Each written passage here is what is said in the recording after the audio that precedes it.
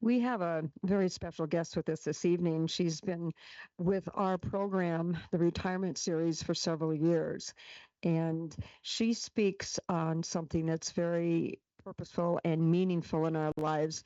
It's not the Medicare necessarily, or the Social Security, or the financial piece, but it's more or less, now what are you going to do with your life as you step into this journey of retirement, whatever that is, whatever that is. I'd like to introduce Dr. Sarah Qualls. Since 1984, Dr. Qualls was a member of the psychology faculty at the University of Colorado in Colorado Springs. She served as department chair for approximately 1993 to 2000, director of clinical training, director at the UCCS Aging Center, and associate director of clinical training. She taught primarily at the graduate level, maintained a lab of research mentees, and conducted research on the caregiver program within the department's training clinic, the UCCS Aging Center. She is a clinical psychologist who has provided clinical in various settings, including a private practice for 23 plus years in integrated care settings such as senior housing and at the UCCS Aging Center. She has also served as an organizational consultant assisting with strategic planning for nonprofits and academic units. So even though she says she's retired, I don't know. She still gives us a lot in the community. So, Dr. Qualls, would you like to take the helm? Thank you. Thanks for including me again, and thank you for attending today. As Pamela mentioned, I have been doing this long enough that I retired during the process. And so now I sit on the other side and have some interesting, honestly, some interesting new perspectives, I have to say, on the issues related to meaning and purpose in retirement. So let me jump in. So let's start with thinking about how long we're going to be retired. So if you follow that little blue line sort of cutting behind this graph, you can see that at age 65, the life expectancy for men is another 18 years. So 83 would be their, is that right? Am I adding that? I'm not adding that right. No, 88 would be their life expectancy. So by the time you get to 65, you have lived long enough that the people who die early that make that mean life expectancy low, they're out of the picture now. So now the mean life expectancy really bumps up. And you can see it's higher for women than men all across that phase. So to put some perspective here, I sat in the parking lot at 3:30 this afternoon and I gave a happy birthday call to my dad. He's 101 today. So think about what that means as you think about your own personal life trajectory.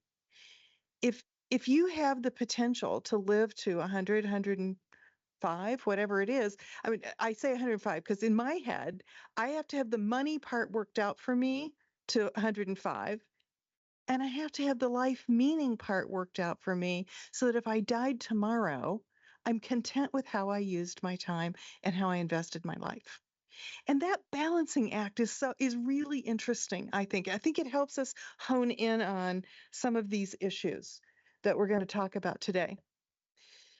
It does seem that aging is the only way to live a good long life.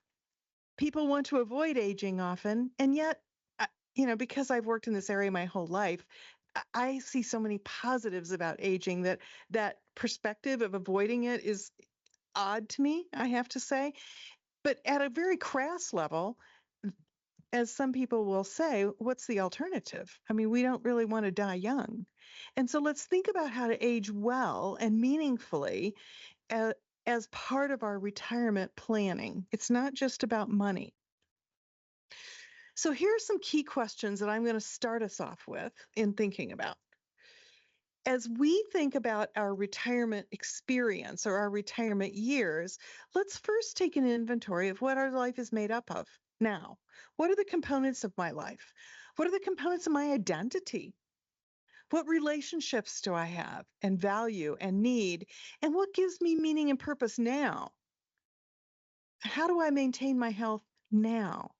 because these questions are going to impact the way we do planning for the future. And basically, the rest of this presentation unpacks these questions a bit more slowly, one at a time, for us to talk about. So, first, what are the components of your life? I'm going to show you a series of pictures, images, multiple images on each slide, and I'm just going to invite you to notice what grabs your eye that relates to you or that you relate to it. Oops, I've got another little quote here. Skip it. What?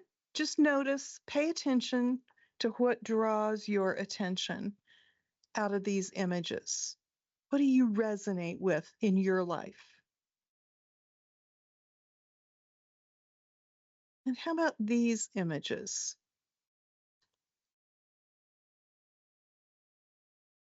Which ones are part of your life now? And these images?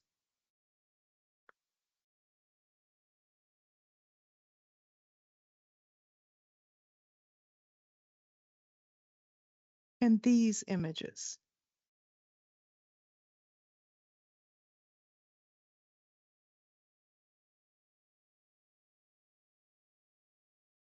Whatever drew your attention is something that is meaningful and valuable to you today. I can guarantee you that whatever that is, it's an inherent part of your retirement planning.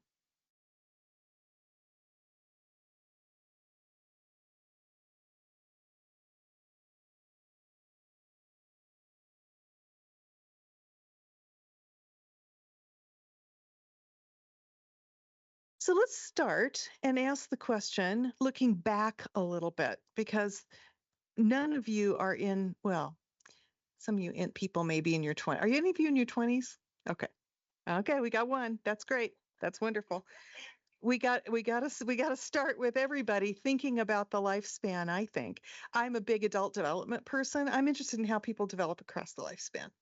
And so development starts at birth and it ends at death. And everything in between has developmental potential. So I'm going to invite you to create a little table for yourself and do a little homework right now. Those of you online, grab a piece of paper and a pen or pencil. And I want you to start just making some notes in whatever form you want to on your paper about what was happening in your 20s. What were some really key events? And then look at that second column. What were the riches? What gave your life meaning and purpose? And I'm going to pause here and I'm going to ask you to do a little reflections here, a little reflection exercise. In your 20s, 30s, 40s, 50s, some of us can do 60s. I don't know if anybody can do 70s, but think about that for a minute. What was happening? Events and riches.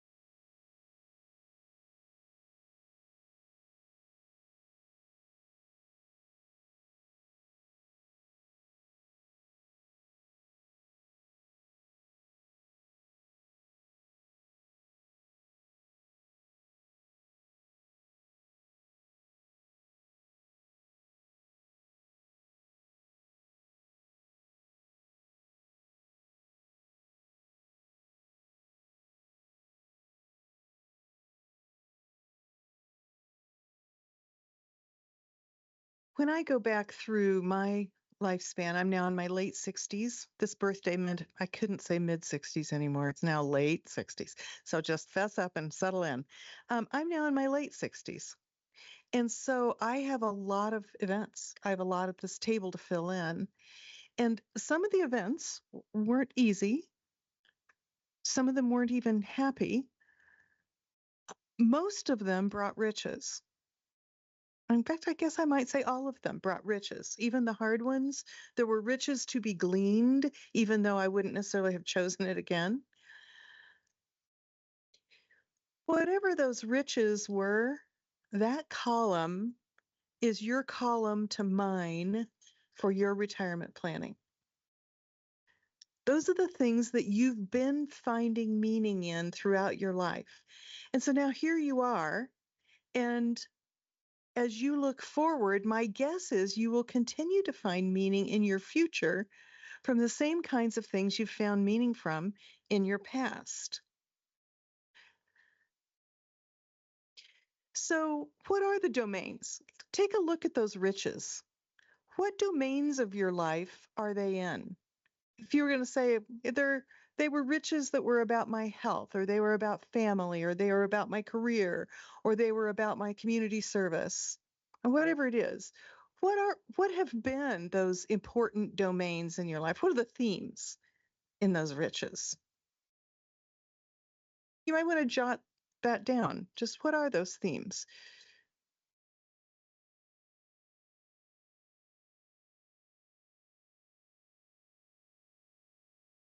Because now you're you have the tools now to begin to focus your attention forward. These have been the things that have been important in my life in the past. And so these are going to be things that are going to be important more than likely in my future. So the last little exercise I'm going to ask you to do is to pay attention to the variability in these domains of your life that have been important. And here's what I want you to do. I want you to look back on the domains, create a little graph where time is across the x-axis and importance and satisfaction are on the y-axis, the vertical axis. So if you start in your 20s and you're going to graph the importance of your family in your life, you might say, in my 20s, I didn't have much room for my family. I was like all about getting on with myself and whatever. But my 30s, whatever it might be. So importance is one dimension, satisfaction's a whole different dimension. It may have not been important, but it may have been really satisfying. You may have gotten gratification from it. So let's think about the domains. You might want to think about family or relationships, work, health, spirituality, whatever the domains are that are important to you. Just graph that because I think what you'll see is that they've waxed and waned in importance at different phases.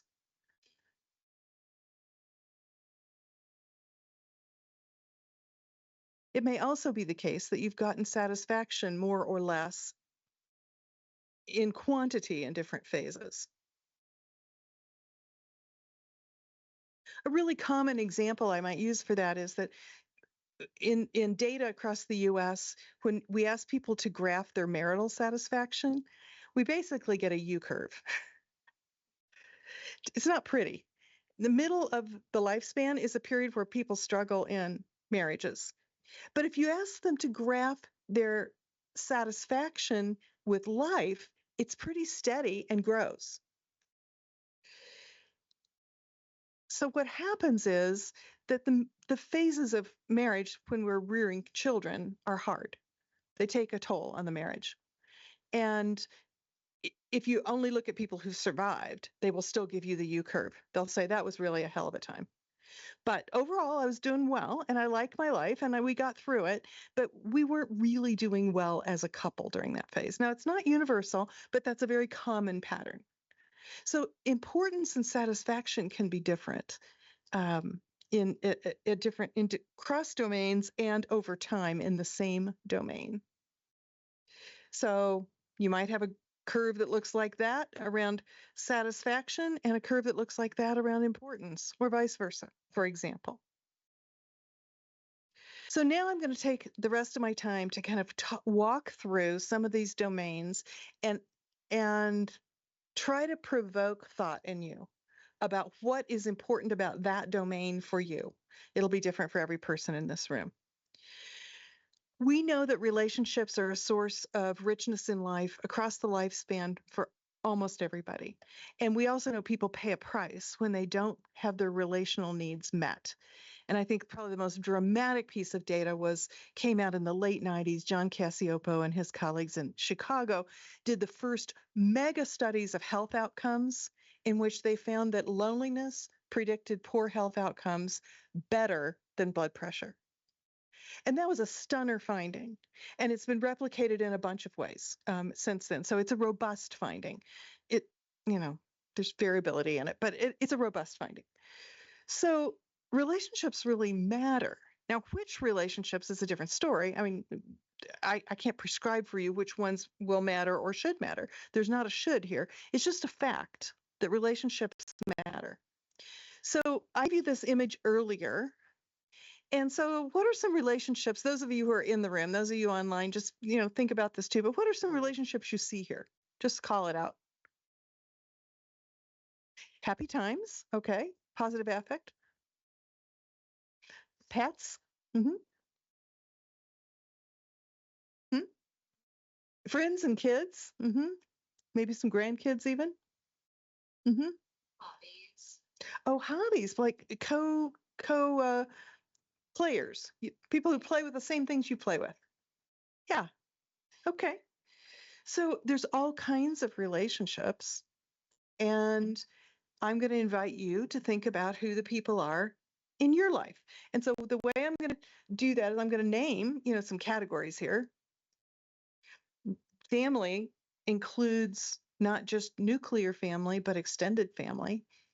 I talk to people all the time who in their 60s and 70s rekindle close relationships with cousins. In fact, I've heard more about that during the pandemic because we went online and people started, I know multiple people who started cousin book groups during the pandemic. That was an interesting thing. I mean, I don't think of my cousins as being particularly close people in my life, partly because I moved so far away, but interesting. We can extend that. So who knows who's important to a given person? Close friends, neighbors, coworkers, memberships, people that are involved in Rotary or various kinds of clubs might be of particular importance. We also, many of us, I'm just going to raise of hands in the room. How many of you have a close friend that lives at a geographic distance from you? Yeah, me too. My best friend in the world is in Portland, Maine. We talk regularly, and we've been involved in each other's life since we were 26 years old. We went to since we were 22. We left each other at 26. We were in grad school together, and we've walked the walk with each other. We've lived our whole lives with walking that walk, seen each other fairly rarely. So it's been an important thing for us to learn that we can have all kinds of relationships in our lives, including acquaintance relationships. I don't know about you, but that was a really striking aspect of the pandemic experience for me, was that I missed acquaintances because we all hunkered down and prioritized our tribe as the people with whom we would take any risk. And we let go of acquaintances. And boy, I missed that. That was a form of richness I hadn't really paid attention to. So I'm going to ask you now, who's in your convoy? So convoy is a concept of my friend Tony Antonucci developed in the late 70s, actually 1979, big paper published, where she said, this was when CB truckers were a big deal, the convoy song, whatever that was. And she used that metaphor to talk about our gathering of social relationships across the lifespan. She said, people join your convoy and they, only some spin off. Like if you move cross country, there's some of your neighbors you keep contact with and some you don't. But there are people you gather in and you keep gathering and you keep gathering and you keep gathering. And by later life, you have the chance to have a pretty rich, varied convoy, actually. Of course, you lose some of that convoy to illness or death or moves or changes in their life in one way or another. But here's a moment for you to think about who's in your convoy. And she has done this concentric circles task all over the world with literally hundreds of thousands of people. And she asked people to put in this inner circle, their inner circle. Who's in your inner circle? Who's in your middle circle? Who's in your outer circle? And so I'm going to ask you just real quick to jot a few names for you. I'm not collecting this. Nothing's happening to your paper. This is just for you to reflect. Uh,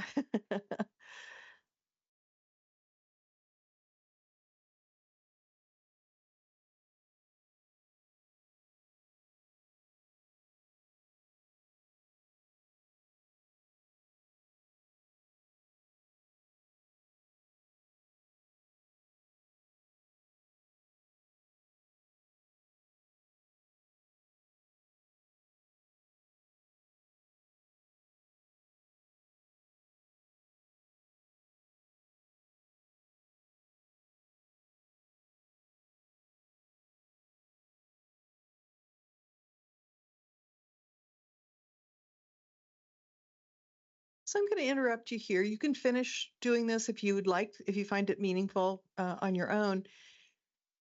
I want you to notice who's in your inner circle. What identifies the people in your inner circle? If you were going to categorize them, what kind of categories would you use? Family. Family?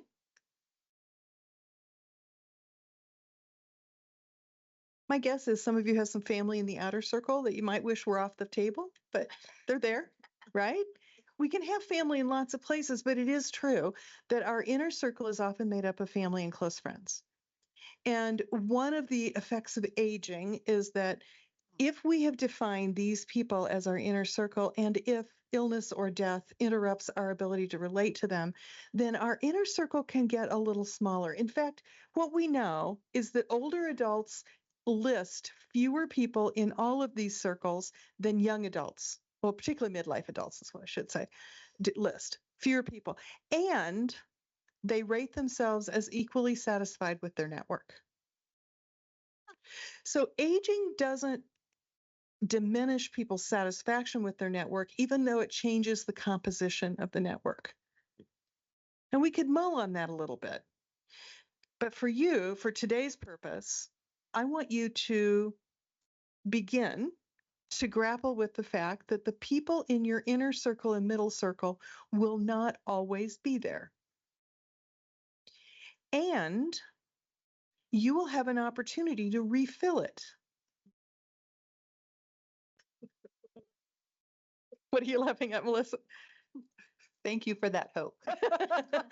Well, so I mentioned at the beginning that I said happy birthday to my dad who turned 101 today. This is his 101st birthday.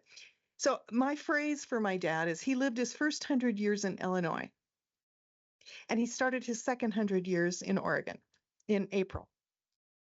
Courageous move. He needed to make it. He needed somebody nearby related to health conditions. All his kids moved out of Illinois. And so he's near the one that was in the best position to be his support person. So his inner circle still contains his children, grandchildren, great grandchildren, although there's great grandchildren now to add to it this year. But his middle circle is changing.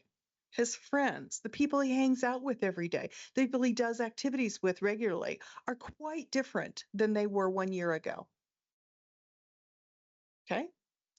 So we have to have space in our lives for replenishing. And so I'm inviting you to start thinking about your social network as an active living process. It is not static. You can't afford for it to be static because you will lose people to one thing or another. So think about how you might engage in replenishing your network when it needs that, or refreshing it when you're a little tired of who's in it, in retirement. For me, I will say that my middle circle and outer circle was heavily centered around UCCS. I spent 39 years on faculty there. So my whole adulthood was spent there, and that was my tribe. And I knew when I retired, I wanted it not to be my tribe. I was ready to exit, and I had done so much aging work there. I knew I needed to get out of the way because some new people needed to come in and think about it in new ways. And I needed to get out for me and for the programs. I really felt that way strongly, and I've continued to. And there are some people I have in my middle or inner circle that I've retained contact with, but my sense of tribe is different.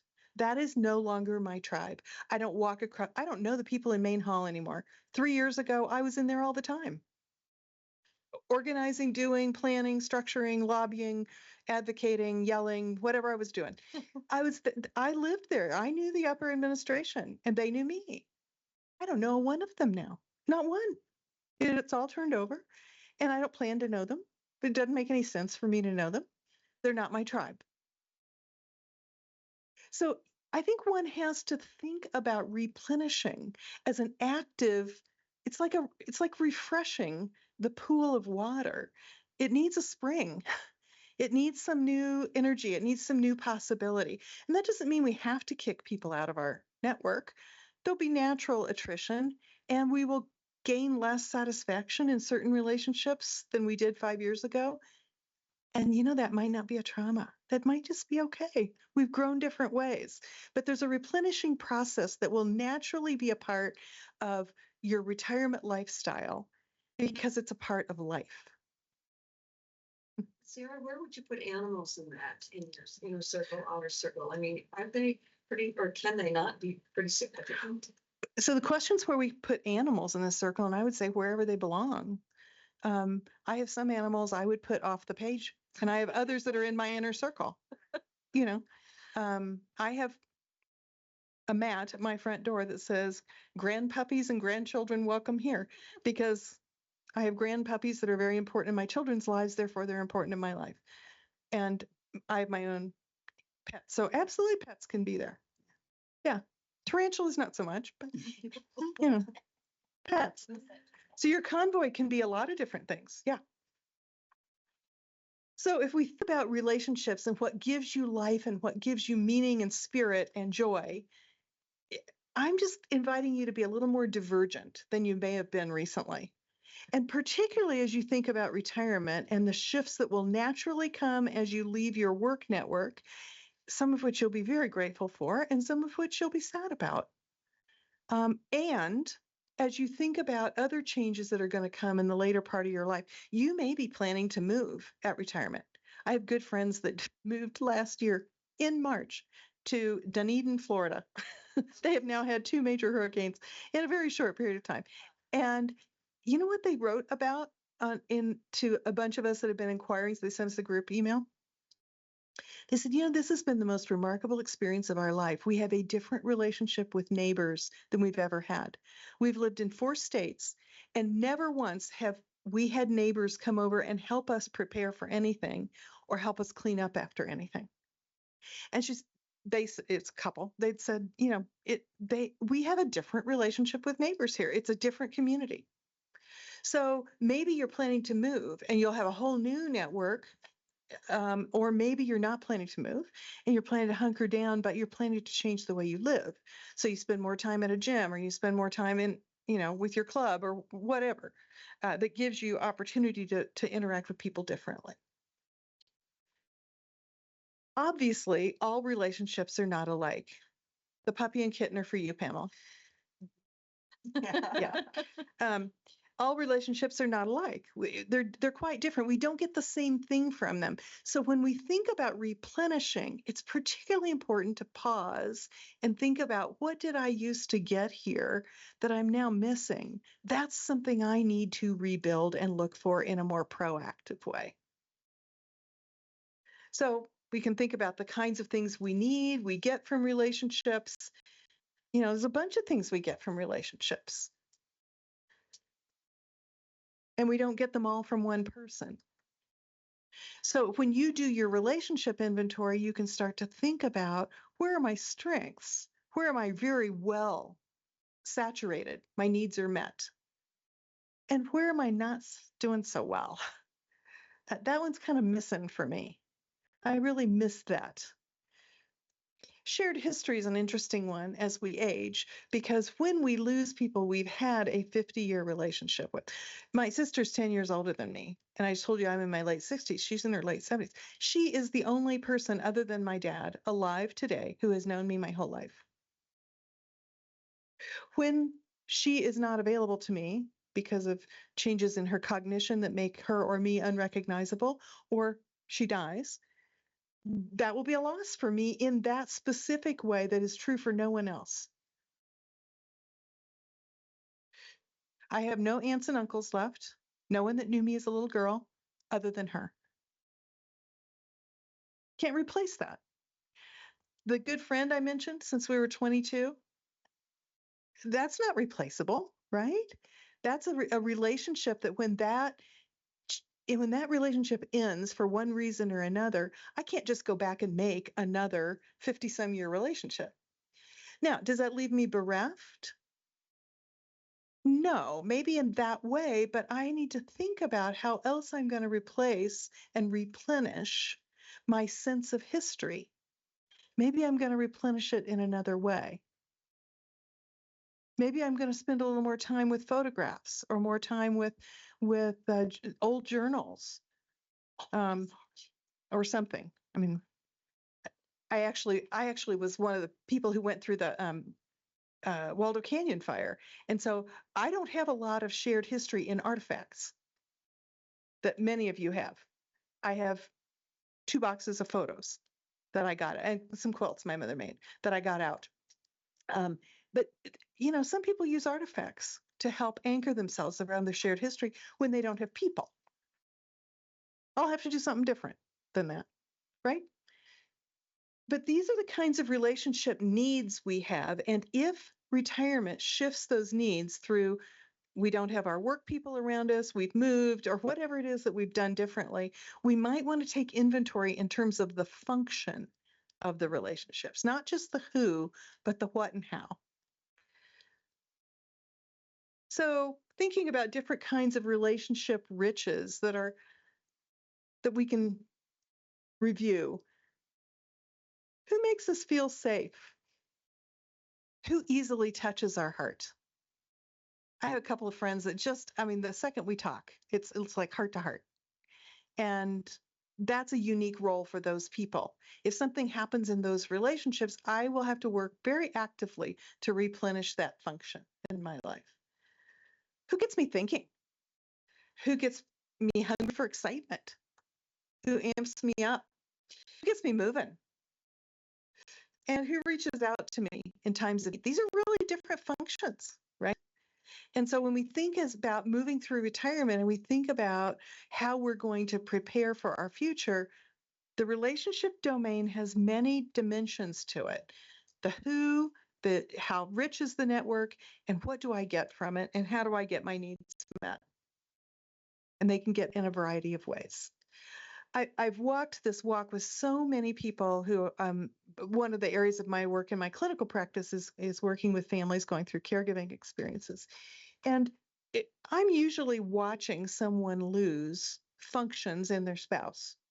And I'm watching them adapt to that and adjust to that and grieve that and begin to look around at how else they're going to meet those needs as they begin to live as a solo person while they're still in charge of the caregiving, they're still married, and that person can no longer fulfill the same meaningful roles that they did during the marriage. So widowhood, widowerhood, the phenomenon they call gray divorce, the increasing rate of divorce in people's 60s and 70s, as which I don't think we really fully understand at this point, but we know part of it is that people have more assets, so they can make choices they couldn't have made in the cohort 50 years ago when they were so tied with minimum assets. But there are probably many other dimensions to that as well. But there's a lot of ways in which we can become in a different relational structure. So if you want to go back to your circles and think about, are there relationships there you want to strengthen? Are there gaps there that you want to fill, not just by taking more time to reflect on it, but by really saying, my middle circle is pretty weak, or my inner circle has gotten really small, or my outer circle. I moved cross country. I moved to Colorado Springs 5 years ago, and I still don't feel like I know this community. My outer circle is really empty. I need acquaintances. I need like more distant friends, but they're not my buddies, my bosom buddies. Okay, before we move on to meaning and purpose, anything you want to ask or say about relationships that I didn't touch on, or you want to argue against, which is fine, or comment on?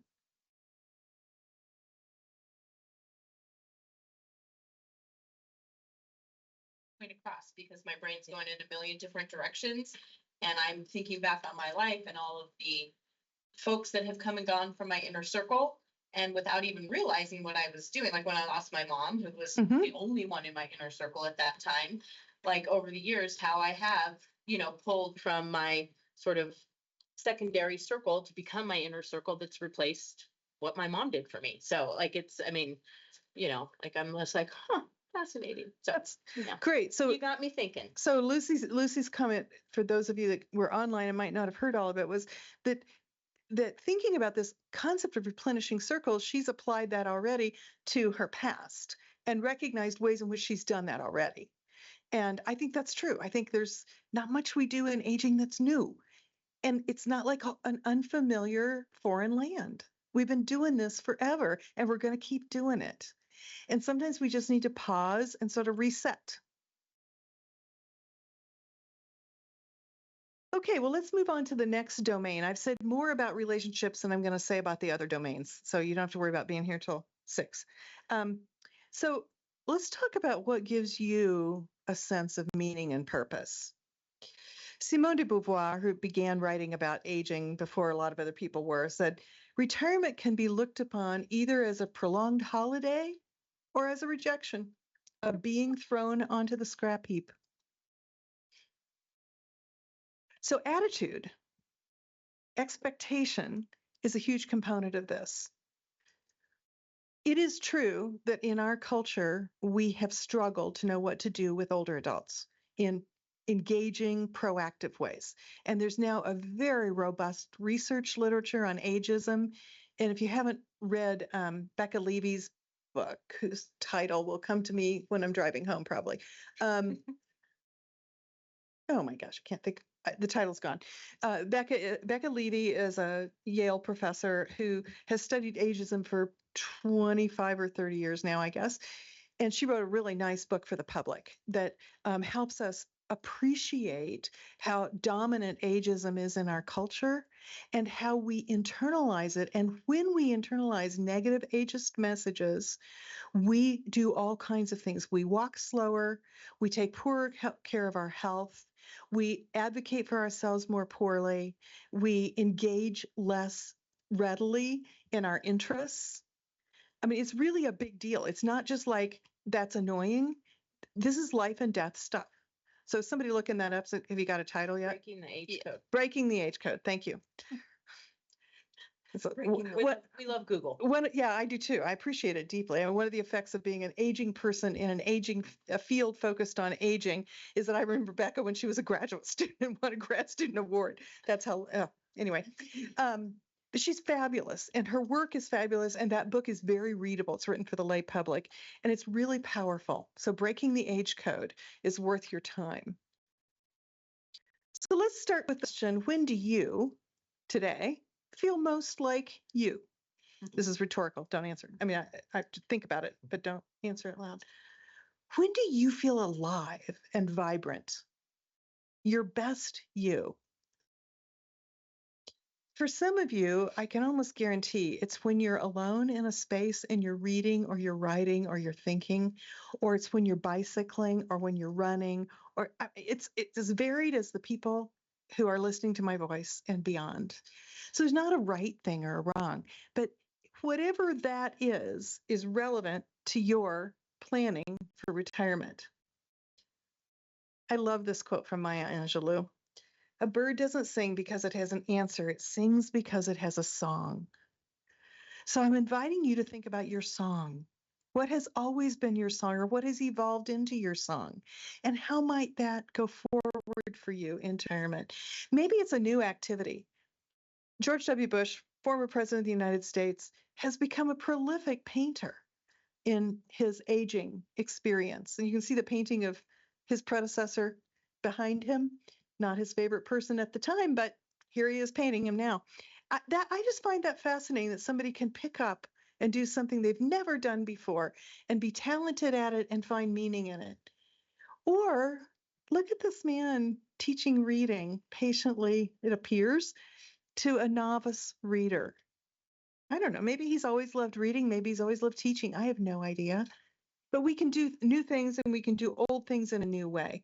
So I think that when we think about meaningful activity, one of the domains that we need to think about is meaningful giving.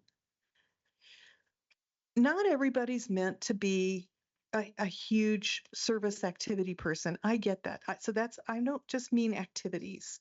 I mean mapping for yourself what your most precious values are and your sources of joy, and thinking a little bit about just how you can share it.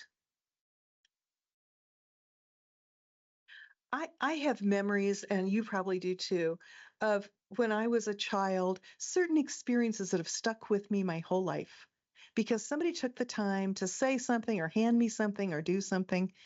Um, I have a memory that I often tell when people ask me, why did I choose aging at the ripe old age of 21 as a field to work in? And I really think a lot of it was I was primed and taught that aging is interesting. So my mother took me behind the gate at the old county nursing home into the dementia unit to sing with the church group. And she wisely said, now the best thing we do here today is not our singing. She said, it's the visiting. So let me tell you, let's go around and let's meet some of these people. And she taught me how to interact with people with dementia. I mean, I was 7 and she helped me be comfortable. That was big. Her sister, who is quite a bit older than her and lived with profound advanced arthritis and leukemia, one time called me into her room because she could see me distressed at her moaning. And she called me in and she put this little wing around me and she said, honey, sometimes when you're older and it hurts, it just helps to make a noise. It's okay. Nothing to be scared of. And I loved her, so I believed her. Well, those are pretty profound experiences, right? That imprinted and made something safe and really interesting to me that could have been left scary and unknown or not even exposed to. So when you think about how you choose the areas for service, the things that matter to you, some of you are very involved politically this fall. You're doing all kinds of things in with passion or devotion to areas of politics. Others of you are very involved in a faith community. Others of you are very involved in an artist community or whatever. Um, Wherever your values and joy intersect, look for ways to share that because it'll be easy and if not effortless, at least you won't lose a lot of energy from investing there. So when you think about sort of your development, I love the tree motif. It just has all kinds of meaning to me. But if you ask these questions, what feeds my tree? What feeds my soul? How much can I give of myself and not deplete me? What's my fruit? And when does it start to feel like I'm getting cut into the bark? And what keeps me grounded? Those are such good questions at any point in the lifespan. Those are questions, I don't know about you, but sometimes I feel like I have to come back to them daily because I keep getting lost in my whatever, my head, my anxiety, whatever it is, the world as it is. Um, those questions help me be anchored and in my own development to be blossoming.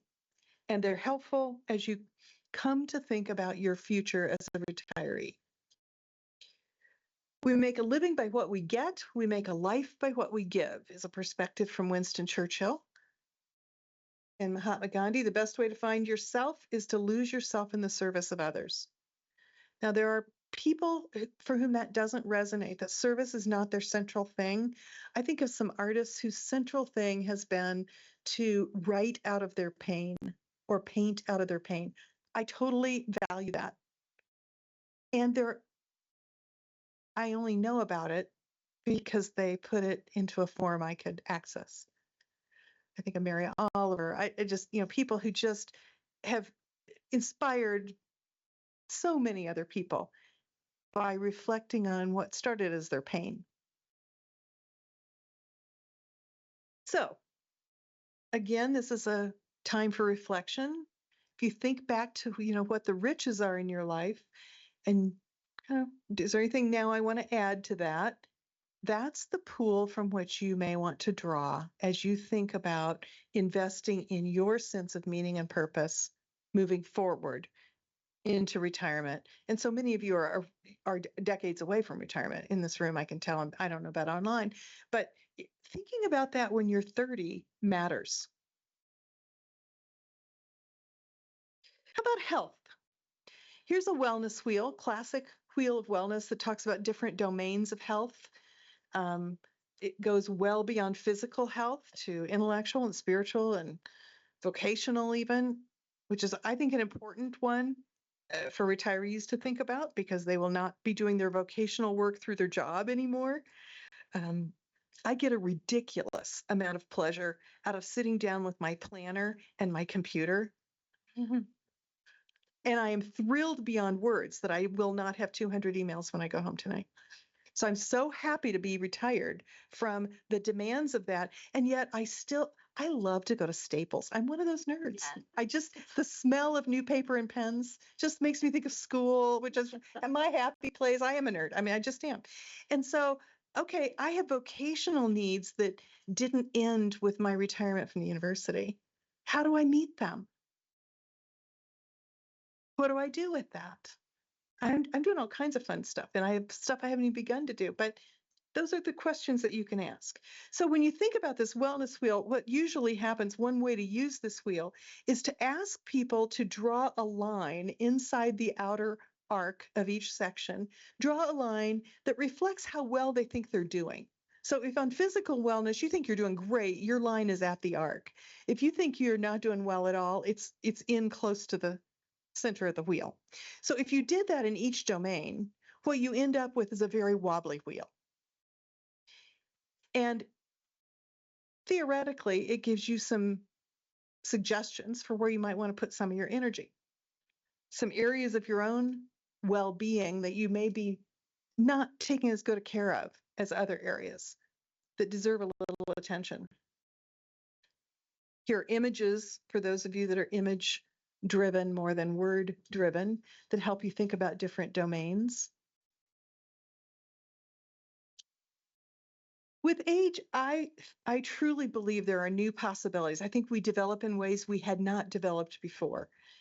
And Robert Frost put this in this wonderful quote, "The afternoon knows what the morning never suspected." Now, my kids are 30-ish, plus or minus. I feel like I live this. I lived it last night at dinner with a bunch of them. Just like there's parts of life they don't know, they can't know, and they aren't even asking those questions. And that's their life. It's not bad. They just can't. Things that I have had a different set of experiences, and mine are, of course, cohort based in a particular historical time period, so they'll be different for them anyway. One loses as one grows older something of the lightness of one's dreams. One begins to take life up with both hands and to care more for the fruit than the flower. And that's no great loss, perhaps. An interesting perspective. That I want to share with those of you who think that maybe in retirement, one of the things you want to do is to reduce busyness of activity and pull inside and do some more inner work. There's a wonderful book by Connie Zweig called The Inner Work of Age. It's one of my favorites. She draws from all kinds of different thought traditions, from religious traditions and philosophy and psychology, to help people think about how there might be a natural urge in the last third of life to pull in and do some inner work, and that might be good work. So Connie Zweig, The Inner Work of Age, is another resource you might want to look into if that intrigues you. So retirement marks the end of working for someone else and the beginning of living for yourself. So you can also take an approach called human design that Bill Burnett and Dale Evans from Stanford have put together. They started doing this for college freshmen at Stanford, and they formed this concept based on their observation that students often see college as a checklist. I got to do this class and that class and this class and this, and then I'll be done. And they started working with freshmen to think about how to be a little more proactive than that. And they called the idea human design. You can design your experience. And I immediately, when I was introduced to this, thought of the application of this to later life. You can design your experience, and now other people have thought of that too. So, and written about it, thankfully. But there's a whole series of books on designing your life, workbooks and books and TED Talks on YouTube that you might find an interesting resource for a little bit more insight into how one might be proactive in designing a life phase. That's it that I got for you. I hope it was interesting and useful. And I'm wondering if there's any final thoughts or questions that, like, oh, well, I thought you were going to do X. Could you talk about Y? I'm open to that. We've got a couple minutes.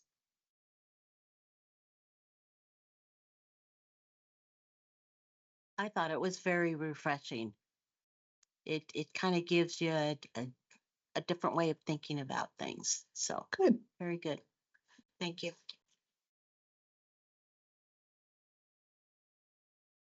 So I too am somewhat grateful for that refreshing look. I attended, I think 2 years ago, an all-day workshop up for UC Health up at the Anschutz campus.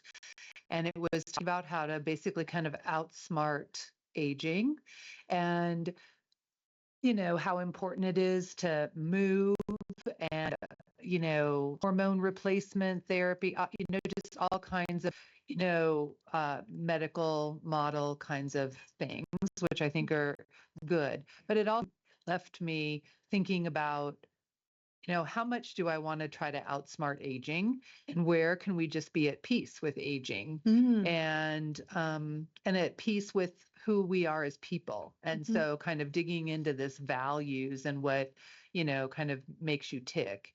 Versus just kind of trying to outsmart it by, exercising more or eating the right foods or, taking the hormones or whatever it is. This was a nice kind of balance for that other side that I walked away from thinking, I don't know what I want to do with that. So thank you. Thank you. I think one of the interesting things about aging for me has been it's like I've been uncovering things that have been, I guess you've alluded to that earlier in your talk, but I've been uncovering things that I guess I've always enjoyed, but never really thought much about it, like singing, for example, was something that I did periodically throughout my life, but it has so much of a different meaning for me now. And it's really fun for me. And I still haven't figured out yet what more I want to do with it, but it's definitely a piece for me. The other thing I wanted to share relative to what we learn when we're young, I remember being, I don't know, 5, 6, 7 years old at a gathering with our family and friends. And it was in South Dakota. And in South Dakota, you can get some really unique storms. But anyway, the storm was coming, it was lightning and thundering, and people were starting to gather and go inside. And to this day, I don't remember who it was, but there was a male figure of some kind who said, no, wait a minute, just wait a minute. And we laid down on the grass and kind of looked up at the sky. And we just took it in, and we didn't run inside. We weren't afraid, but it was to this day, I want to be outside or near whenever a storm, like a typical thunderstorm is coming. Not a hurricane necessarily, but that has become very powerful and very actually spiritual for me. So it's really amazing the impact and the imprinting that goes on when we're younger, and perhaps we don't even realize it until later. But I just thought I'd share that. Oh. And I appreciate your sharing that you're paying attention. That person pointed you to pay attention to the storm, but you're paying attention to things you've liked in the past and new opportunities with them. Right. I think about having toy chests, and I actually do. I have a bookshelf in my room, and it has different kinds of toys, toys broadly speaking. So I couldn't represent an egg on a piece of paper and you know what it was. I have no representational skills whatsoever. I love art as a consumer, and I am not, or visual art. I am not a producer, but I love color. And it occurred to me one day that I could play with watercolor in ways that had no representational intention whatsoever. So I have watercolor toys, and I have reading toys, and I have books about writing, and I have books about writing fiction, and I have books of I just have all kinds of toys. I have my mahjong stuff. I, I have all kinds of toys. So if you thought about building yourself a toy chest or a set of them, what would your toy chest include? And I have the piano and the old piano books and the new piano books I bought that are more appropriate to what I can do today, as opposed to when I actually took lessons. And I mean, just think about your house as a space, or your dwelling as a space in which you can play. So I will leave you with that. Thank you for those comments and for thinking with me about this. I hope it's been useful.